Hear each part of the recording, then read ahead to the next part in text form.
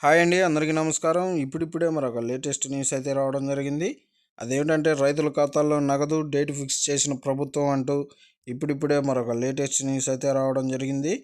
అయితే దీని గురించి పూర్తి సమాచారం తెలుసుకోవాలంటే మన వీడియోని ఎక్కడ స్కిప్ చేయకుండా చూసినట్లయితే మనకు పూర్తి సమాచారం తెలుస్తుంది. ఇక లేట్ చేయకుండా వివరాల్లోకి వెళ్దాం.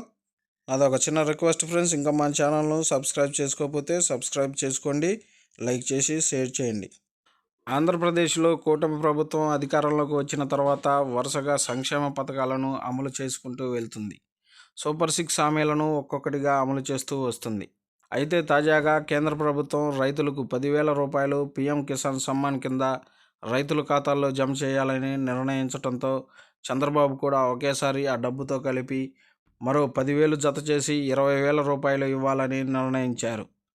ఎన్నికల్లో రైతులకు పెట్టుబడి సాయం కింద 20,000 రూపాయలు ఇస్తామని చంద్రబాబు ప్రకటించారు.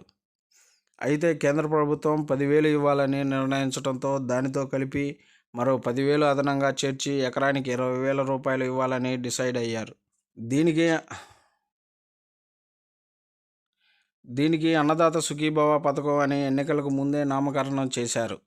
అయితే చంద్రబాబు తాము అధికారంలోకి వస్తే 20,000 ఇస్తామని చెప్పారని, కేంద్ర ప్రభుత్వ నిధులతో కలిపి ఇస్తే ఎలా అని విపక్షాలు వేస్తున్న ప్రశ్నలకు కూడా ధీటుగా సమాధానం చెప్పాలని చంద్రబాబు సూచించినట్లు తెలుస్తుంది. కూటమి ప్రభుత్వం అంటే కలిసి పోటీ చేశామని, తమ హామీలు కూడా కలిసి నెరవేరుస్తామని చెప్పాలని, అందులో భాగంగానే అన్నదాత సుఖీభవ పథకాన్ని కేంద్ర ప్రభుత్వం ఎప్పుడు 10,000 ఇస్తే అప్పుడు వెంటనే రైతుల ఖాతాల్లో రాష్ట్ర ప్రభుత్వం నుంచి కూడా 10,000 జత చేసి వేయాలని అధికారులను ఆదేశించినట్లు తెలిసింది. దీనికి సంబంధించి విధి విధానాలు నిర్ణయం కాకపోయినా పీఎం కిసాన్ సమ్మాన్ కింద అర్హులైన వారికే ఇవ్వాలని ప్రాథమికంగా నిర్ణయించినట్లు తెలుస్తుంది.